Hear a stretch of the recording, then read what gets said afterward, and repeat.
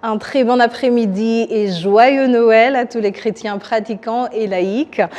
C'est un plaisir de vous retrouver pour une nouvelle édition de ce mercredi, mais soyons d'abord à l'actualité. Voici le sommaire. Les chrétiens de différentes confessions religieuses au Rwanda se sont joints au reste du monde pour célébrer ce mercredi la fête de la Nativité.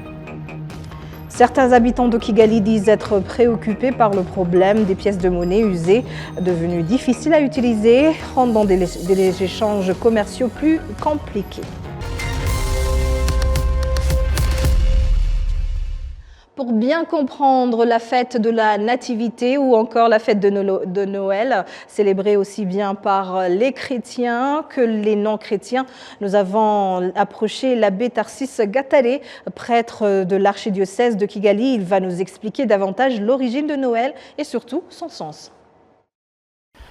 La fête de Noël est une fête populaire, si répandue, mais c'est une fête importante dans la vie chrétienne, dans le mystère chrétien.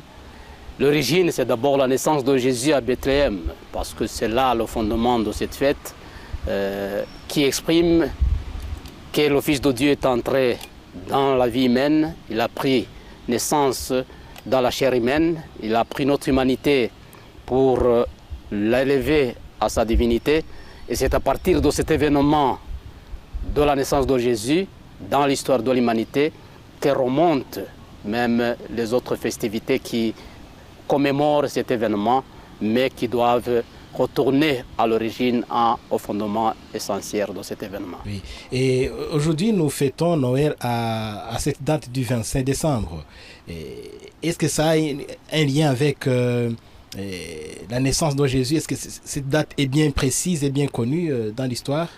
En Noël, nous ne célébrons pas un anniversaire, comme on pense souvent à un anniversaire de naissance. Nous célébrons un mystère, le mystère de l'incarnation. L'incarnation, comme le mot même le dit, c'est entrer dans la chair. La chair, dans l'étymologie sémitique et surtout dans l'étymologie latine, c'est caro, carne, carnis. Ça veut dire prendre chair, prendre l'humanité, prendre tout ce qui constitue l'être humain. Et cela, c'est un mystère de la naissance. Sinon, au niveau historique, on ne connaît pas précisément la date précise de la naissance de Jésus-Christ, mais on remonte, on établit historiquement le fait. Et avec le temps, on a réussi à trouver un consensus sur la date de célébrer cet événement le 25 décembre. Et c'est à partir de ce 25 qu'on voit aussi d'autres fêtes comme l'Annonciation, parce qu'elles sont liées à cet événement pour comprendre le déroulement de l'année liturgique dans la vie de l'Église. Comment est-ce qu'on est arrivé à cette date? Parce que, semble-t-il, il y avait des fêtes similaires aussi dans l'Empire romain. Si, au début, de toutes les façons, les chrétiens se rappelaient de cet événement. Ils avaient une façon de célébrer cet événement. Mais la fête en tant que telle remonte au IVe siècle. C'est là où on a décidé de le célébrer dans l'Église entière. D'abord parce qu'il y avait l'habitude de célébrer la fête du soleil, mais pour la vie chrétienne, c'est le Christ, le vrai soleil, la vraie lumière qui illumine le monde, qui chasse les ténèbres du monde. Mais ce n'est pas en fonction de cet événement, de ces fêtes païennes qu'on a imaginé la fête chrétienne, mais c'est plutôt une façon de rappeler aux chrétiens qui ne doivent pas aller chercher d'autres vérités, d'autres lumières en dehors du Christ, parce que c'est lui qui éclaire le monde, c'est lui qui le dit, je suis la lumière du monde, et c'est cela qui donne le sens à cet événement. Mais la fête est devenue populaire, comme on le sait, surtout au XIIIe siècle avec le Saint François d'Assise, qui a réellement donné un sens important à cette fête. Mais avant, lui-même a fait cela parce qu'il se mettait souvent en pèlerinage à Bethléem pour aller visiter ces lieux saints de la naissance de Jésus-Christ. Et il a compris que tout le monde ne peut pas aller là-bas. Il faut trouver un moyen d'aider les chrétiens à vivre cet événement, même avec la distance géographique qui peut les séparer de l'endroit précis où Jésus-Christ est né. Alors aujourd'hui, quel est le sens de célébrer Noël? Célébrer Noël aujourd'hui, devrait avoir quel sens ou bien ça doit dire quoi au monde? Il y a d'abord la symbolique de Noël, qui est une symbolique qui regarde toute l'humanité. L'expérience de la naissance nous regarde tous, regarde tout le monde. Qu'on soit croyant ou non, on fait cette expérience de la naissance, qui est un moment de joie, qui est une occasion de joie, qui est quelque chose qui rappelle ce don gratuit de Dieu. Et cela fait que cette fête réussit à mettre ensemble les différentes personnes de différentes cultures et de différentes mêmes croyances.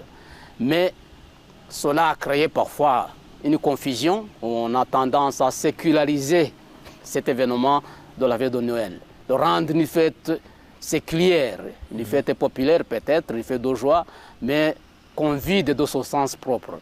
Oui. Parce que si on doit fêter Noël comme chrétien, on doit le fêter en se rappelant de Jésus-Christ, parce que c'est lui le centre et le fondement de cette fête. Non pas seulement une occasion pour nous réjouir ou pour faire les festivités. Ce n'est pas le manger au boire. Le manger au boire, mais retourner aux origines, comprendre réellement cet amour de Dieu qui nous a envoyé son Fils pour nous sauver et comprendre que revivre cet événement, ce n'est pas célébrer quelque chose du passé, c'est essayer de rendre cet événement aussi aujourd'hui pour nous quelque chose qui a un sens. Les chrétiens de différentes confessions religieuses au Rwanda se sont joints au reste du monde pour célébrer ce mercredi la fête de la Nativité.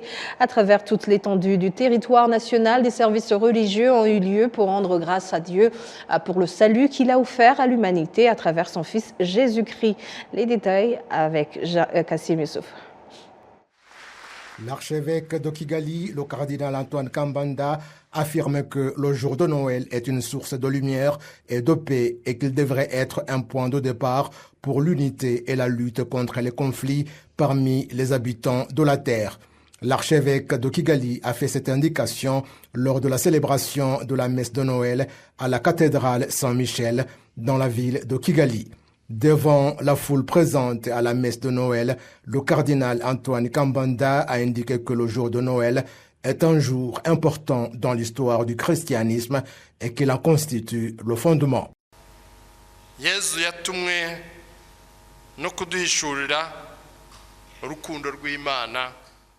Jésus a été envoyé pour leur révéler l'amour de Dieu.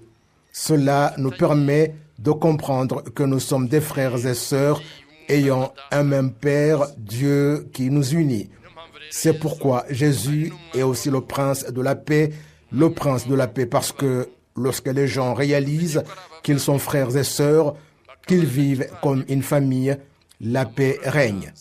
Il est venu pour nous rassembler dans cette famille unique, pour tous les peuples, toutes les langues, afin que nous rendions gloire à Dieu, lui attribuions honneur, salut et paix, et que l'abondance et la paix puissent entrer chez nous, comme les anges chantaient en disant « Gloire à Dieu au plus haut des cieux, et paix sur la terre aux hommes qu'il aime ». Par le baptême, nous avons aussi reçu la lumière du Christ pour devenir des enfants de la lumière. Lorsque quelqu'un possède la lumière, il éclaire les autres autour de lui. S'ils sont éclairés par le Christ, et qu'ils reconnaissent qu'ils sont des frères et sœurs, il n'y a rien qui puisse les diviser. Ils vivent ensemble harmonieusement, se complétant dans leurs dons divers, tous joyeux et vivant bien. Quand la chorale chante, nous remercions la chorale de Kigali pour son concert de Noël récemment. Lorsque les choristes chantent, chacun d'eux possède une voix unique. Il y a des hommes et des femmes avec des voix variées, des instruments avec des sons différents, tels que la harpe traditionnelle du Rwanda, le tambour, la guitare et d'autres, mais tout s'harmonise et se complète dans sa diversité, créant une belle musique. Les choristes se réjouissent et célèbrent, tout comme nous qui les écoutons, nous nous réjouissons et sommes heureux, et on voit la joie et le bonheur visant l'unité et la complémentarité, au lieu que les différences et la diversité entre les gens soient source de division, elles deviennent une beauté, une force et une source de joie. En plus de célébrer la naissance de Jésus, certains chrétiens ont partagé leur propre témoignage de changements qui ont eu lieu dans leur vie au cours de cette année et ont indiqué que même les progrès réalisés par le Rwanda ne devraient pas être négligés lors de la célébration de telles fêtes. En cette période festive, c'est l'occasion rêvée pour les commerçants de faire le maximum de profit alors que les familles vont de plus en plus consommer.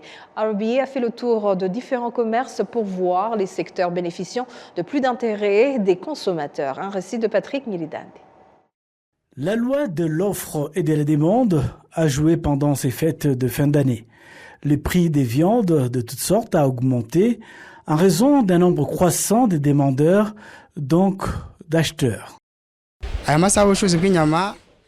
Les acheteurs de viande sont nombreux sur le marché, mais le produit s'est fait plutôt rare, d'où l'augmentation des prix. Ce n'est pas de notre faute en tant que vendeur, c'est plutôt un problème courant pendant cette période. Les consommateurs et acheteurs affirment que malgré le prix de plus en plus élevé des produits en cette période, ils ont pu acheter l'essentiel pour célébrer Noël.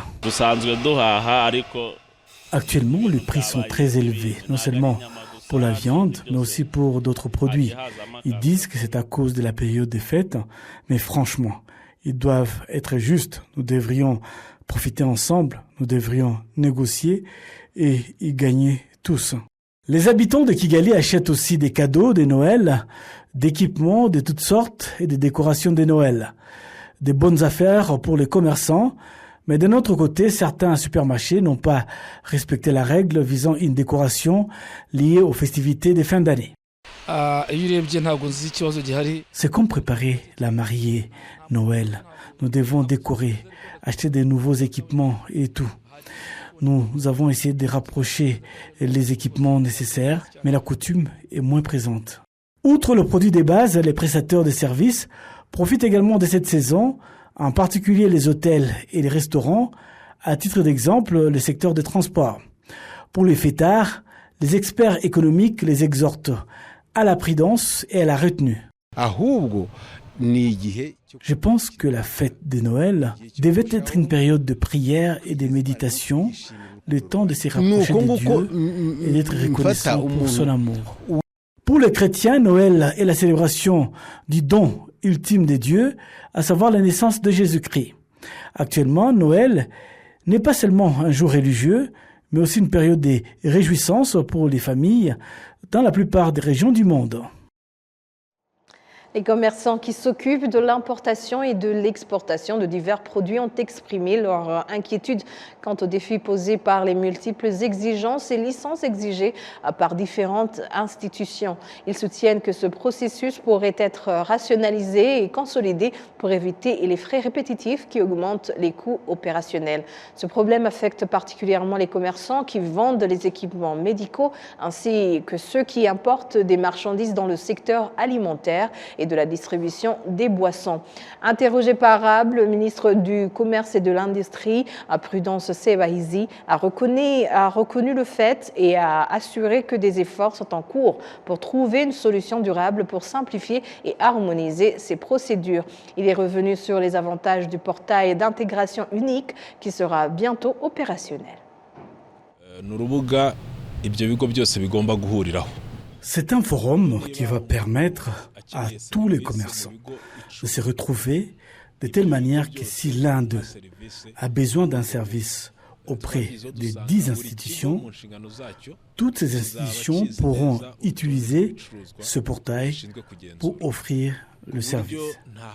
Nous avons fait en sorte que chaque institution ait les informations nécessaires par rapport aux produits et leurs prix, de telle manière que désormais, un commerçant n'aura plus besoin de passer par plusieurs institutions pour trouver une réponse à son problème. Avec ce portail, nous saurons que dès qu'un commerçant a obtenu l'accord pour sa marchandise, que cette dernière remplit toutes les conditions exigées, notamment en matière de standardisation et des normes, c'est-à-dire tous les services concernés par le produit seront informés en temps et en heure de toutes les informations nécessaires. Le temps que la marchandise passée en douane va être sérieusement réduit. Et cela aura un impact, bien entendu, sur le coût du service.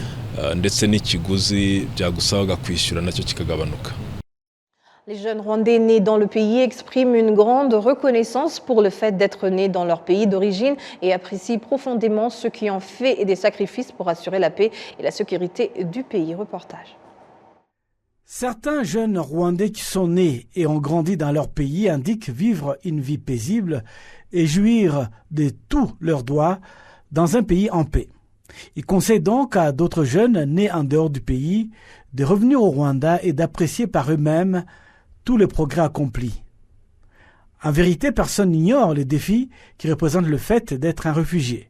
Ceux qui ont retrouvé la mère patrie apprécient cette chance qu'ils ont et remercient le leadership et la sécurité qui prévaut dans le pays. Comprendre l'importance d'être dans son propre pays, c'est quelque chose que nous apprécions profondément.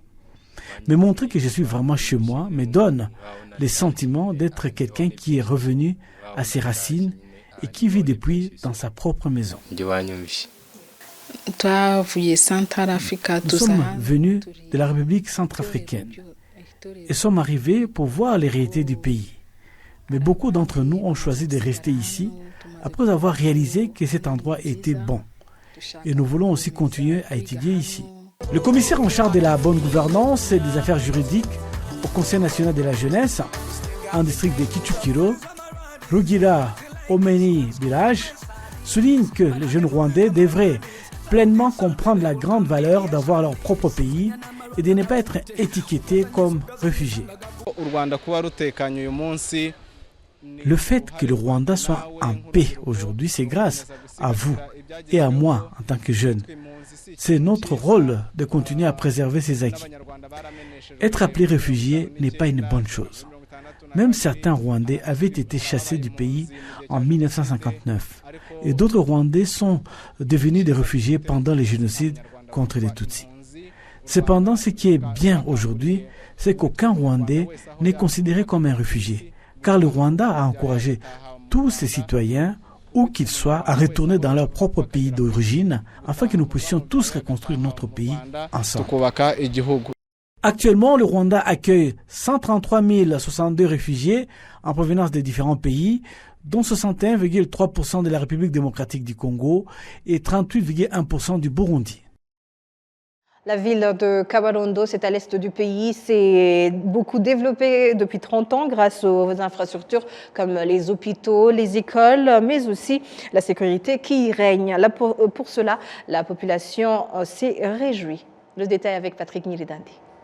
De la ville de Kabarondo souligne qu'il y a 5 ans, il n'y avait pas de développement visible. Cependant, les infrastructures nouvellement créées ont conduit à des changements positifs. Il y a 5 ans, on pouvait voir que nous n'avions pas de développement significatif, surtout en termes d'affaires. On trouvait que le niveau d'échange était très bas et parfois on venait chercher quelque chose à acheter et on ne le trouvait pas. Cependant, à l'heure actuelle, en 2024, on peut voir qu'il y a eu un développement grâce aux progrès réalisés par les commerçants. Kabarondo est maintenant devenu un centre d'affaires avancé qui relie les districts de la province de l'Est.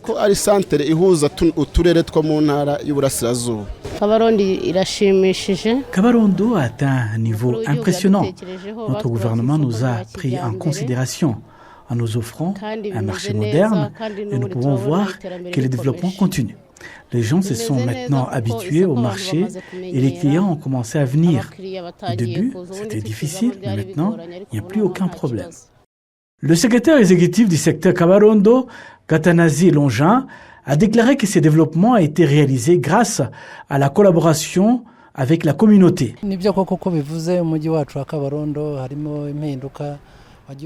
Ce sont des projets d'infrastructure dans lesquels le gouvernement a joué un rôle important.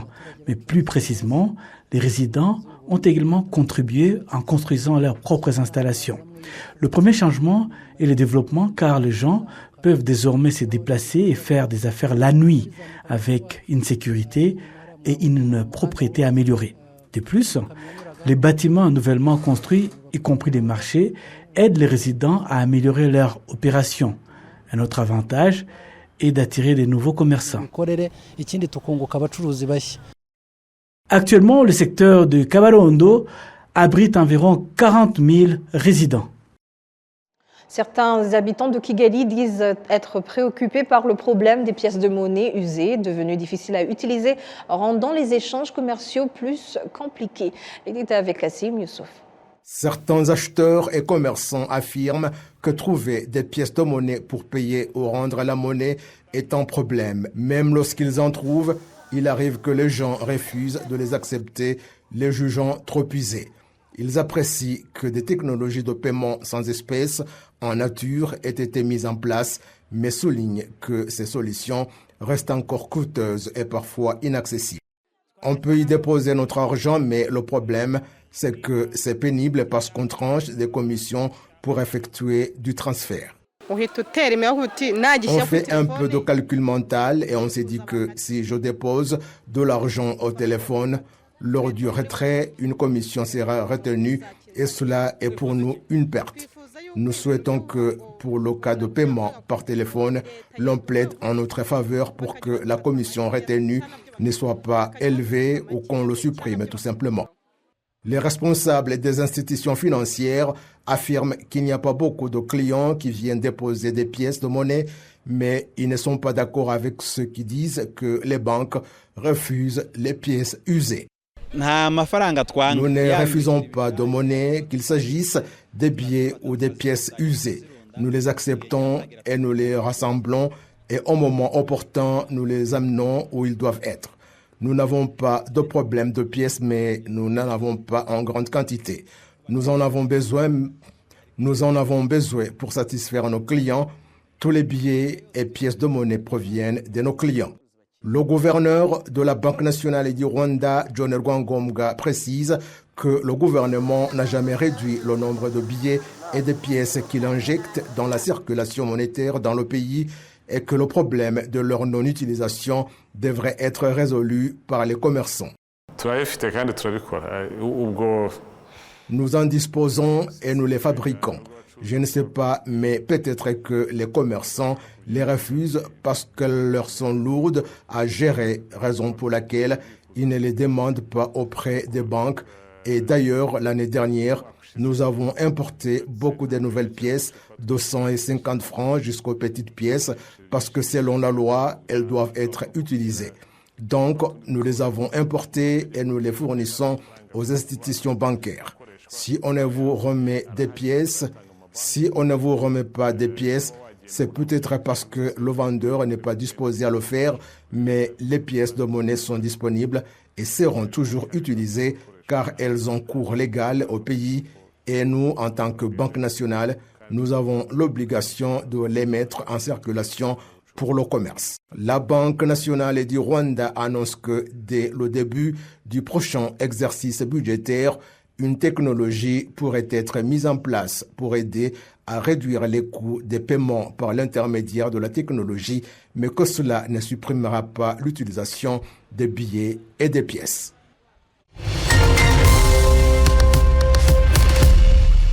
C'est sur ces images que nous clôturons cette grande édition. Merci à vous tous qui étiez au rendez-vous d'actualité d'aujourd'hui. Je vous remercie. Bonne poursuite des programmes de la télévision rwandaise.